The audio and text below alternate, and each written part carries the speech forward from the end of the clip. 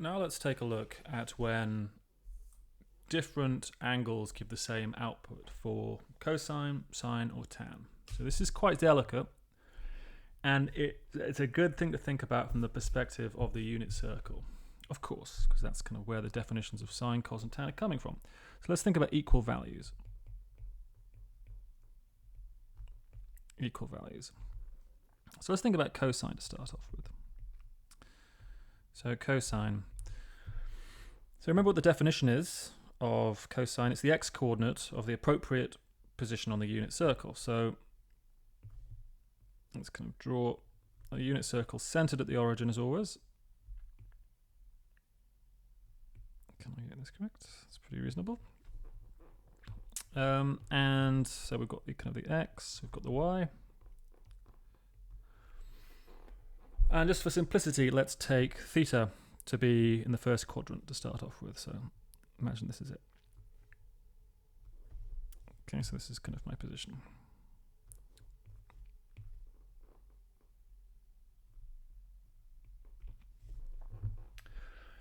Okay, so we want to know what other positions or what other angles are going to give the same value as cosine does at theta.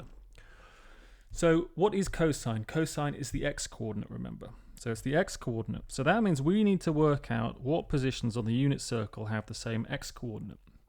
So pretty clearly, the only other location on the unit circle with the same x-coordinate is the position. So let's try to get this nice. Is this position down here. That is the only other location on the unit circle with the same x-coordinate. Right, now what does that mean? What that really means is the following. It means we can determine all positions with the same value of cos by thinking about these two locations. And this second location is quite easy to understand, right? It's always the angle around here is minus theta. And that's true actually regardless of where theta is. You don't need to be in the first quadrant. It'll always work. It'll always be the reflection down across the x-axis. So these two positions have the same x-coordinate, and these are the only locations on the unit circle with that x-coordinate. So the same x-coordinate. So we've already seen this. And what does this mean? Well, the consequences of this are, well, essentially it's that cosine is an odd function, but this is saying that cosine of theta is equal to cosine of minus theta, of course, right? So this is kind of the statement that it's an odd function. But for example, if I wanted to know all values of theta which gave this value for cosine, what I would need to do would be to have all possible whole revolutions added to theta and minus theta. So just to remember, this thing now, because of the 2 pi periodicity, is equal to cos of theta plus 2 pi times k, where k is an integer. And this guy, of course, is equal to cos of minus theta plus 2 pi k. Is that readable? Yes, it's just about fine. So all of these are going to be equal as well. And this kind of hits every single position. This hits every single position. So here k is an integer. And as always, this corresponds to the same basic idea, right? Theta is around to here. We're doing whole revolutions. That's what k is, right? K is the number of whole revolutions, counterclockwise if k is positive, clockwise if k is negative. And we've got to deal with both the top and the bottom, because those are two locations on the unit circle where the x-coordinate is the same. So just as a quick example,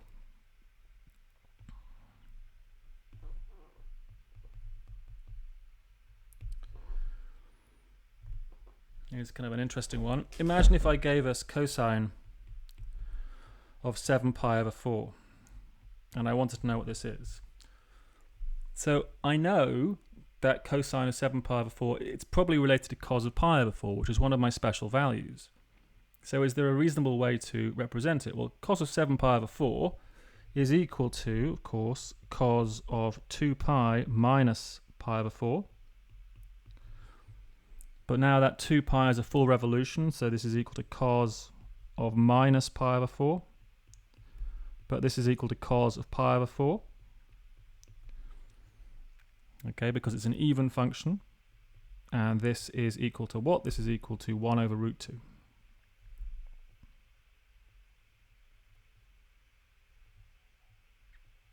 Right, from our kind of special examples. Okay, good example. Let's do sine.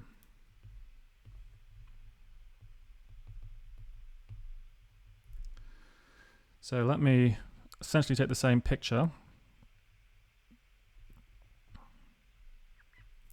But now remember, sine is not the x-coordinate. The sine is the y-coordinate. So the story is going to be quite different. Let me kind of bring it all down here.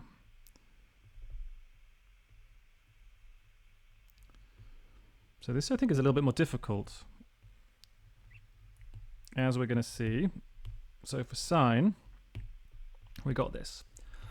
So if I've got sine of theta, what other angles give me the same value for sine of theta? Well, remember what sine is. It's the y-coordinate.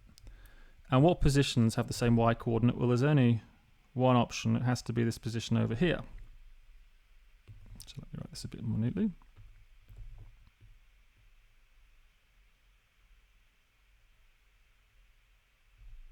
It's that position there.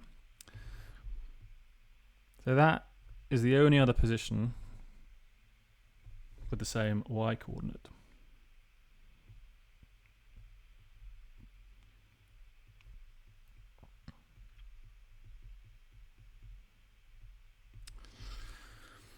Okay, so now this is a bit more difficult. What angle is that?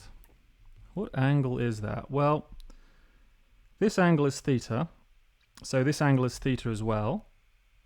So that means this angle is kind of the complement of a half revolution in theta, which is pi minus theta. So the angle all the way around here is pi minus theta. So I'm sorry, that's a little bit of a mess, but it's pi minus theta. So what does that tell you? Well, immediately it tells me that sine of theta is equal to sine of pi minus theta. Very, very important.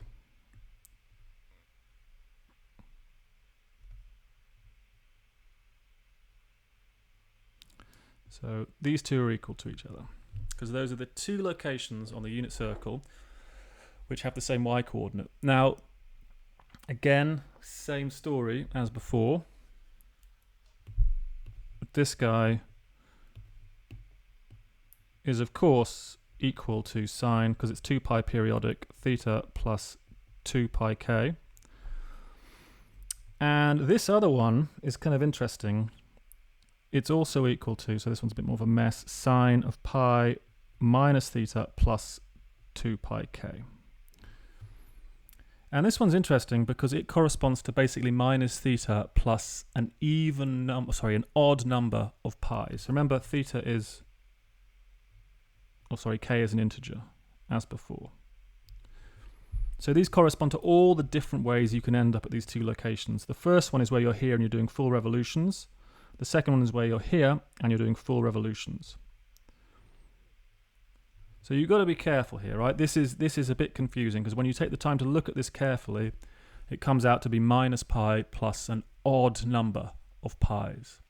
And actually that makes sense for the following reason geometrically. So if I did minus theta, I'd be down here. So that's wrong, of course, right? That's not the correct x value or y value or y coordinate. But if I take half a revolution, I end up at the right position. But if I take an even number of half revolutions, I'm in the wrong place. So that's why I only want an odd number in order to end up here. So that's just kind of a little aside on why this is going to give you an odd number with a minus theta there. So very nice. What really matters here is understanding the locations where you have the same y coordinate or the same x coordinate. So let's, as an example,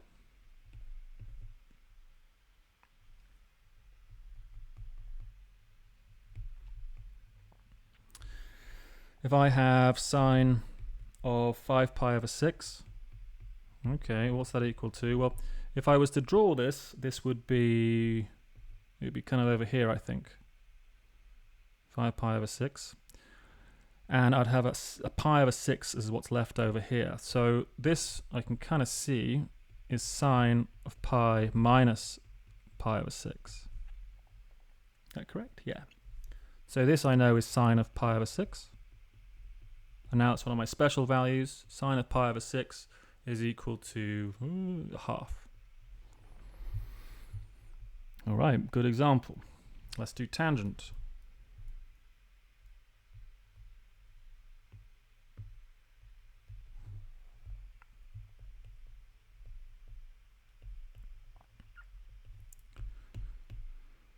So tangent, we've got the same basic story, of course, but with a few pretty serious differences. Namely, it's not in terms of the x and y coordinates, is it, right? It's in terms of the slope of this line. So there's only two positions that would give me the same slope. This and the mirror image, if you want, or the reflection across the origin. It's really nice of this guy. So that's the other location. Okay, so these are the only two locations with the same slope, these kind of reflections across the origin.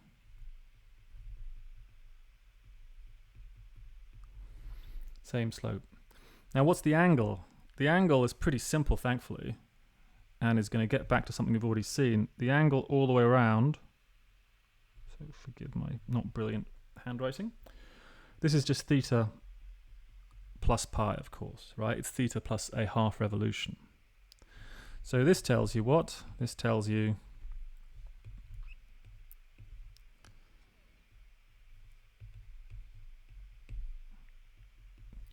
that tangent of theta, of course, is equal to tangent of theta plus pi. But we knew that already, if you think about it, because that's just the statement that tan is pi periodic, isn't it, right? And that was one of the kind of the properties we singled out. So this isn't completely new. Just like the cosine one was basically the statement that cosine is even. The only really new one, I think, is tan. That's a pretty special one, right? So it's a bit more difficult. And again, this guy, when it comes down to it, we could replace. So let me just show you what I mean by this. This, of course, full revolutions. So tan of theta plus 2 pi k. And this, of course, is tan of theta plus pi plus 2 pi k. But the pi plus 2 pi k would just be an odd number of pi's. So really all this is saying, when you put these together, so again, k is an integer, all this is saying at the end of the day is it's pi periodic, right? Because this guy is an even number of pi's, this is an odd number of pi's, that means it's just an integer number of pi's overall. So this is tan theta is pi periodic.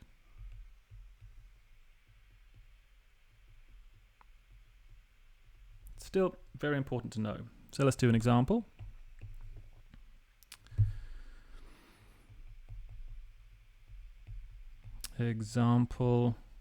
So let's do tan minus, this is a good one, minus 7 pi over 6. This is a good example. So minus 7 pi over 6. First of all, tan is odd. So that means this is going to be minus tan of 7 pi over 6. That's a useful thing to kind of get out of the way immediately. Tan of theta is an odd function. Next, well, this is minus tan of pi over 6 plus pi. That's minus tan of pi over 6 because I am pi periodic. Tan of pi over 6, what the hell is tan of pi over 6? Tan of pi over 6 is 1 over root 3. So this becomes minus 1 over root 3.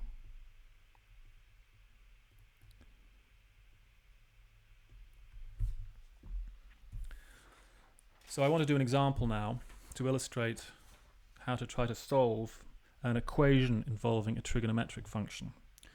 So it's going to require using this type of logic. And I think I'm going to do sine, because I think sine is the more difficult of the three.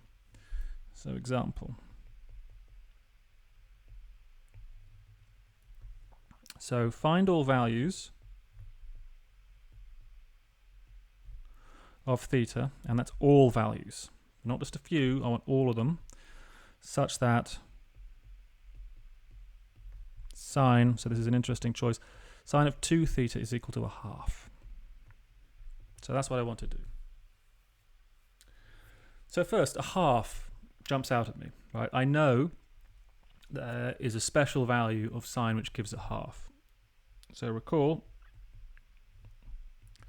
sine of, I think it's pi over 6, isn't it? Sine of pi over 6 is equal to a half. So let's take a moment to think about this. I need all values that do this. So rather than try to remember some exact formula like we had above, I'm just going to draw the unit circle again. Why not? It served me well before, I'll do it again.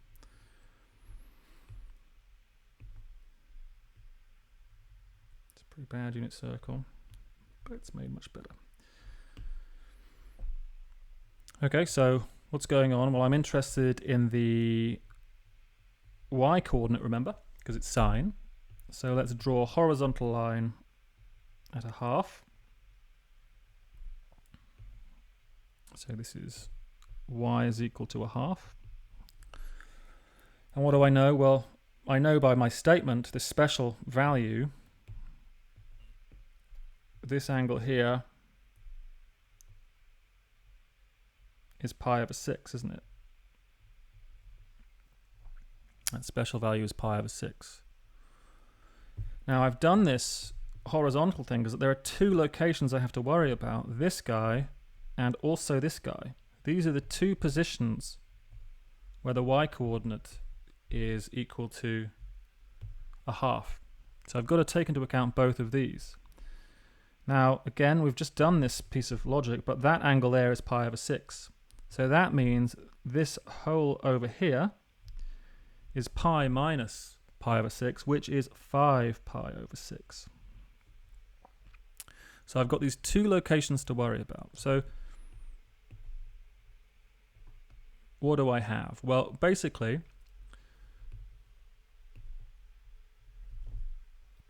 so maybe I should just write this down. Yeah. So from this I can see sine of 5 pi over 6 is also equal to a half. So this is just this picture basically. Again, I'm writing it down rather than trying to memorize this, right? I don't want to do that. I want to understand what's actually going on. What's going on is I'm working out the y coordinates on the unit circle, right? Or where the y coordinates in the unit circle are equal to a half. So I've got to be at one of these two locations, either the one given by pi over 6 or 5 pi over 6. Now there are two options for that, of course. So sine, now something I've not taken into account is the 2. Let's think about this. So sine of 2 theta is equal to a half. There are two options. Either this angle, so that's the input, that's the angle, okay, is equal to pi over 6 plus 2k pi, where k is an integer here. In fact, I've not used that, and I'll do 2 pi k, because that's how I always wrote it before. Why change? Or it's equal to 5 pi over 6 plus 2 pi k. Again, as always, k here is an integer to represent a full revolution. So the first ones represent being at this position here. The second ones represent being at this position here. And these are the only times this happens. And this is all of them. Right? If I end up at this position here, I have to have rotated around by 5 pi over 6, and then done some number of full revolutions in either direction, which is just your k. All right? So finally, I mean, all we've got to do is divide through by 2 and we're done. So this is if and only if theta is equal to, dividing by 2 would be pi over 6, or pi over 12, sorry, plus just pi times k. Or 5 pi over 12. Remember, I'm dividing by 2. 6 times 2 is 12. Plus, well, we can get rid of the 2. It's k times pi. I'll write it like that. It's a bit more sensible. So that's my answer. Again, you've got to be damn careful. You can't just, there's a lot to that, right? You've got to think through a lot of steps.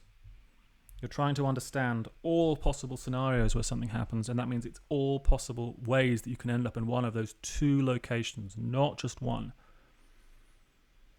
Okay, so it's a really good example. So next time, we're going to look at ways to try to solve things like this using partial inverse functions to this, which is a little bit more delicate, but something which is very important.